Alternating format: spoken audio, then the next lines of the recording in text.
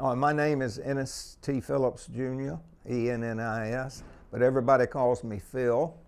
And my hometown is a little town called Hertford, North Carolina, which is up in the northeastern part of the state, just below Norfolk, Virginia, which is a big military town, so I also had a lot of exposure to the military there when I was growing up. Just before I joined the Marine Corps, I'd finished high school, but I was taking some postgraduate courses, but I'd always wanted to be in the Marines for years. So I went into the Marine Corps right after high school, actually. I was 17 and a half when I joined the Marine Corps, and it was purely voluntary. There was no draft right at that time, so it was all done on my own free will. I joined the Marine Corps because I thought it was probably the best of the services. I was exposed to the Marine Corps while I was still in high school. During World War II, my father worked in construction, building some bases. The Marine Corps Air Station was built about 8 miles from my home, so I had a lot of exposure to him. One of my first girlfriend's brother was a Marine who had landed at Guadalcanal and was wounded there, so he was kind of one of my heroes. And I liked the uniform a lot too, the dress blues, so seemed like a good move for me. Well, I didn't feel too badly about leaving home. Life was pretty tough. I lived out in the country. Job prospects and stuff in the area were very poor, and for me it was a real step up. Excuse me, being able to do that, I think. So I was stationed only about 120 miles from home when I first came out of boot camp. So I got home a lot, so I got weaned off being homesick. First time. Well, I went to Parris Island, and this was in 1949, and I still remember it like yesterday. I was in the Platoon 20, Fox Company, the 2nd Training Battalion. In fact, I was in the 2nd Section, the 3rd Squad, in the rear rank of that outfit. It made quite an impression on me. I still remember it a lot, yeah. And that was my first unit when I was in boot camp. The basic training, what stood out for me was the seriousness of it, the effect it had on me as a person and the men around me. It was well done. It made a great impression on me, and I still feel impressed today after all those years. And I think the training tests you to see if you're going to be able to take what's coming ahead. And I think it's very good. I go back occasionally since I live nearby and see what they're doing, and I think they're still doing a good job.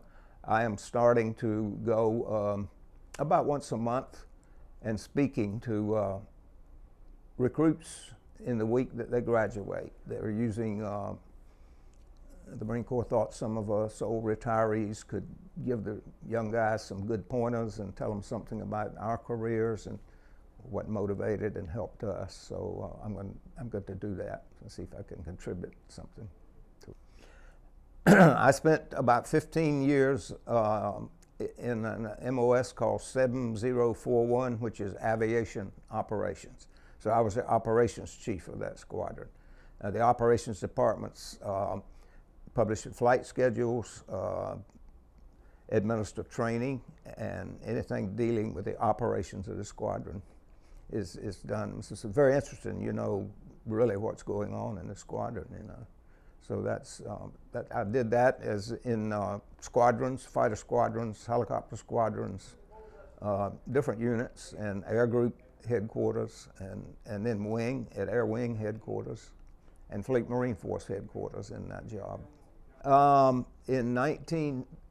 the spring of 1965, I was with the 3rd Marine Air Wing headquarters at the Marines used to have a base at El Toro, California, south of Los Angeles, and I wasn't too happy with that job.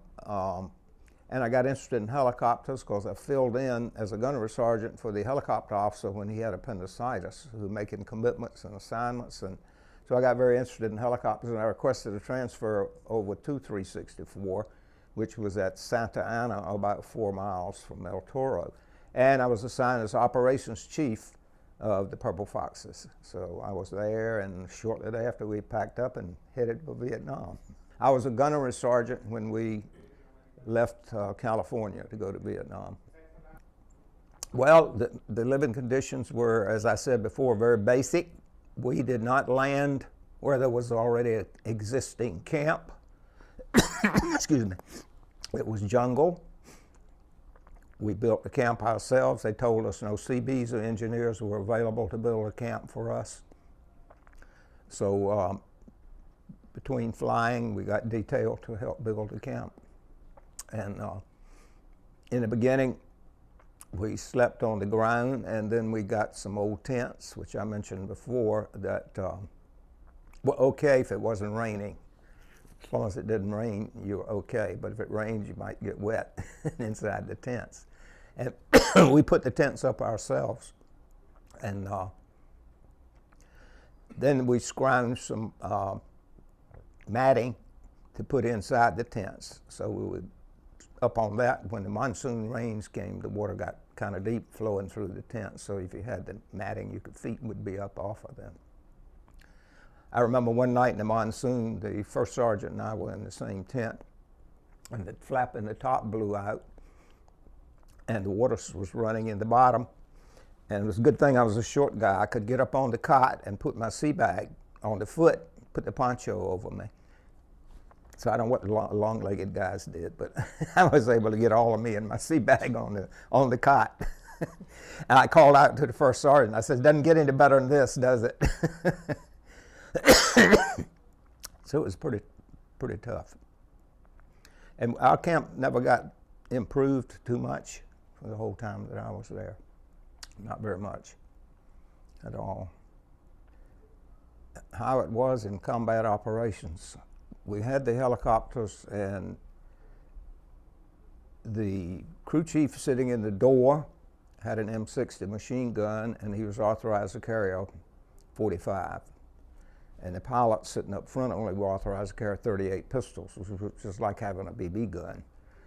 The left side, port side of the helicopters, there was no provision for any protection there at all. We requested that be allowed to have gunners on that side. The government said, request denied, you're not at war, you don't rate to have gunners. After we got shot at, we kind of thought we ought to have somebody there. So we took volunteers from the squadron that in their spare time would go out and fly as machine gunners on the left side of the helicopter. I did that, Sergeant Major did, and admin chief, maintenance chief, engineering chief, supply chief, whoever could get off, and their clerks. I would let my clerks rotate and go out when they needed gunners. And I flew 48 missions in my spare time, and we were fired on 38 of those. And I was a gunnery sergeant when I went out. I made master sergeant while I was there. And then I accepted commissions as lieutenant, and they said lieutenants can't fly gunner, so I didn't get to fly gunner anymore. I don't know how to describe it. It was exciting. It really pumped up your adrenaline. People will tell you I'm lying when I said I wasn't scared, because 99.9% people are, and that's natural and normal. I worried about it. I went to see the flight surgeon, and I told him that I wasn't scared out there, and I should be. He said, yes, you should be. I said, is there something wrong with me? And he said, yes. And I said, what is it? He says, we have a medical term for you people. He says, it's crazy. Now get out of here and go back to flying. So I did. I'm not bragging, but I wasn't. It takes a whole lot to excite me today after doing that, you know. And I'm sure there was other guys out there that were crew chiefs and everything, the same thing, you know. But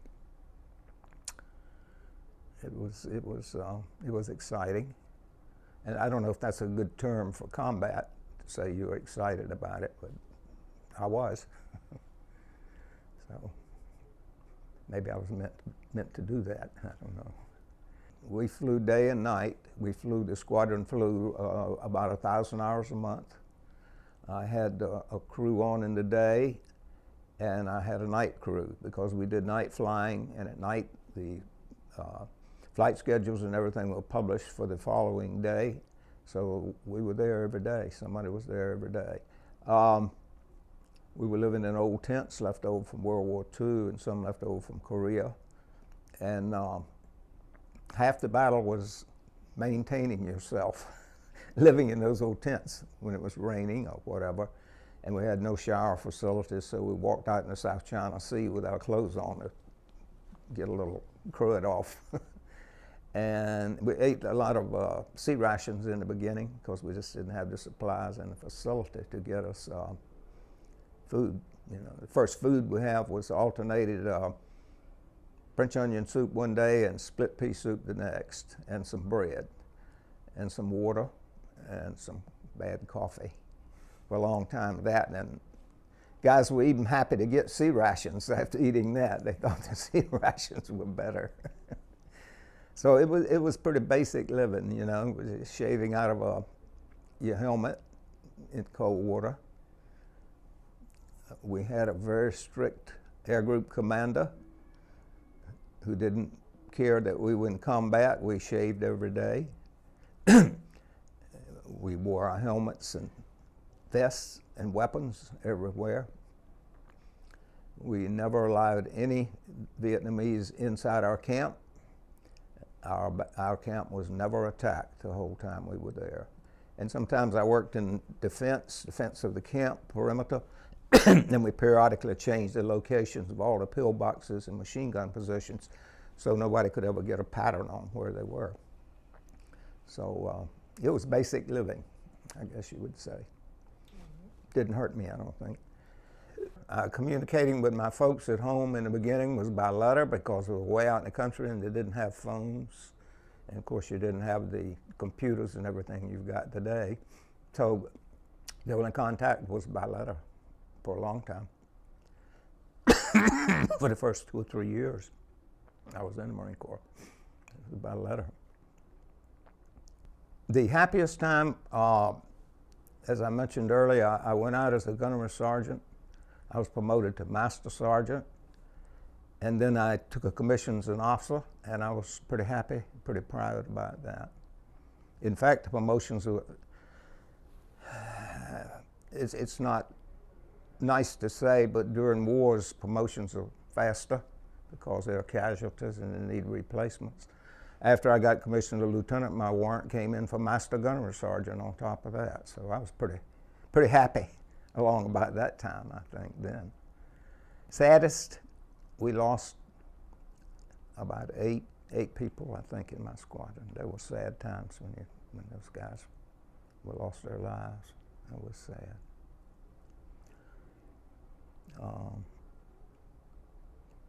A sad time for me was I had 4 children, had been married 15 years, and my wife left. And that was pretty sad. I don't know if you want to include that or not, but I don't mind. But that was an unhappy time for me. So fortunately, I stayed busy, so I didn't have a lot of time to worry about it until I got home. And, there'd been a lot of change in the country from when I left. I think people in the beginning, when we went overseas, were pretty much indifferent to the whole situation. By the time we got back, I think it was kind of on everybody's mind. We were talking about it, the press was full of it, and most of it was not favorable. It was rather hostile. I remember the first Christmas we were there, the 4th Marine Regiment was below us, and they got some gaily wrapped packages from the good people in Oceanside, California. When they unwrapped them on Christmas Day, it was dog food. So that was their you know, there's a lot of anti-war stuff at that time, and when I got back home to come home to the East Coast, the ticket agent in the Los Angeles airport didn't really want to sell me a ticket, and I found people rather hostile and unfriendly. And of course, it got worse by the second time that I went, I think. So that was pretty discouraging to us. The little country area that I lived in, the people were friendly and supportive, but I think it was less friendly around large cities and built-up areas than it was out in the country. So that was not good for our morale. What impact did my squadron have on the war? We did what we were asked to do and told to do and more. The war was a rather, I don't know how to put it exactly. It was not a progressive thing. We were more standing in place and just maintaining rather than making a lot of progress. And there were a lot of reasons for that. A lack of motivation the South Vietnamese didn't have to take over for themselves. And the way the war was a political war, very political, and there were a lot of politics involved in it, and it was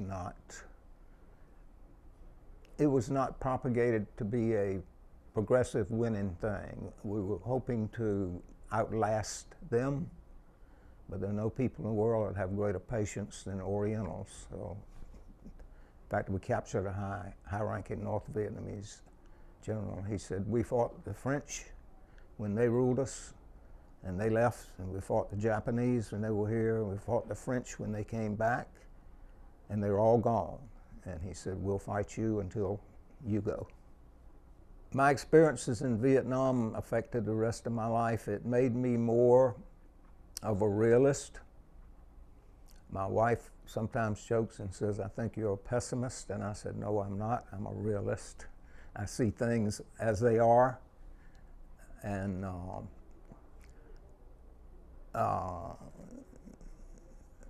it matures you, even if you're already mature, considerably. I think it makes you more thoughtful and more appreciative of life when you see life taken. It makes you know how precious life is, but also makes you know how delicate it is and how it can be gone in the snap of a moment. Your person is gone. Yes, friendships I made, some of them here today. Some of the people that I was with. I don't see a lot of them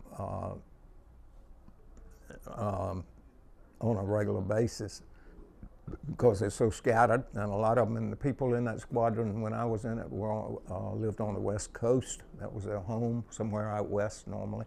And I'm way on the East Coast, and I just don't see them that often, but I remember them. And they remember me, and it's just like long lost brothers when we meet again, you know. And I saw one live not far from me, where I live now, and I got him a job when he needed a job, but he has since died. He got a disease up on his head that they think is something he got in Vietnam, and they couldn't save him, but I was able to help him before he went. What would I want people to know about this time in history? I'll quote one of my favorite writers, George Santayana, who once wrote, nations that refuse to learn from the past are doomed to repeat it. Unfortunately, if you look at the history of our country, we've had a real problem with that, not learning lessons from our past experiences. Excuse me. I wish the nation would come more to that, and I think that failure is probably due to the lack of good history courses in schools anymore, telling the children today what has happened in the past and what the lessons are to be learned from that. And our country seems to have a hard time doing that. I think it gets back to my saying that I have become a realist, and I think sometimes our country is sort of in a dream world. Dreaming is all right if you can follow through on it, but sometimes I think we're too much in a dream world, because this world is unfortunately not a real nice place out there. And I'm very concerned about our country and where we're going. What would I have changed about my war experience? I don't know that there was anything more I could have done to change it than I did, because the prosecution of the war was at a much higher level than I was, and there wasn't a lot I could do about that.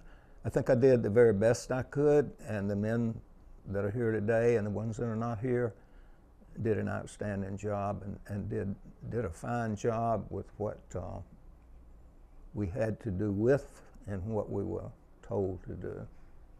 So I don't know at my level there was much else I could have done. Yes and no. No, because we didn't win it, and we were not trying to win the war. We were trying to outlast them, as I mentioned earlier. Yes, it slowed the march of communism somewhat. If you read history at that time, the communists avowed mission and purpose was to conquer most of the world, and they'd been very successful at that. They'd taken China, North Korea, they had Laos, Cambodia, and they were moving. And Vietnam was next on the list, and I think Indonesia, probably the Philippines would have been next. We slowed them down, caused them to use up a lot of men and equipment and supplies, and the Russians spent a lot of money, and the Chinese did, supporting their side, and sort of weakened them, Russia particularly, and they got so involved with that they delayed and were not doing more to get it to Indonesia or the Philippines or anywhere else. So that part we slowed down and brought to a stop for some years, and but we did not get the country saved from communism. But the side was we did slow down the march of communism for a while. The biggest misconception about Vietnam was, even to the highest level, did not understand the Vietnamese people, did not understand what needed to be done to win. The other misconception was from Washington was that we were not at war. We thought we were. When you get being shot at, we beg to differ. That concept never got out of Washington. There's only one way to fight a war, and that's to win it. And that never came from the highest levels. That's what we were there for. We thought we could outlast them and they would come to terms with us. They did not. When I retired in '72, I still had 4 young children at home that I was raising by myself. And the oldest girl had had cerebral palsy and epilepsy, and my youngest son was 5. With the military police job, as like chief of police, you want something going on 7 days a week and a lot at night. And handling them by themselves and that job, I did not have time to do any college, and that was a requirement, you know, they wanted you to do, but I just didn't have time for that. And so even when I retired, I still had them, and you can't work a job all day, go to school at night, and manage 4 kids by yourself. So I never got to use the GI Bill, but I did what I had to do. Yeah. What else would I like to talk about? Well, I think I love the Marine Corps. It was good to me in my life. I stayed 21 years a regular, 9 years in the reserve. I have 30 years. I can't get it out of my system, and I wouldn't if I could. I live near Parris Island. I go over there quite a lot to the commissary and the PX and watch the recruits graduate. And as I mentioned previously, I'm going to go and lecture them some companies before they graduate. And I just like the hat I got on. Once a Marine, always a Marine. That's me.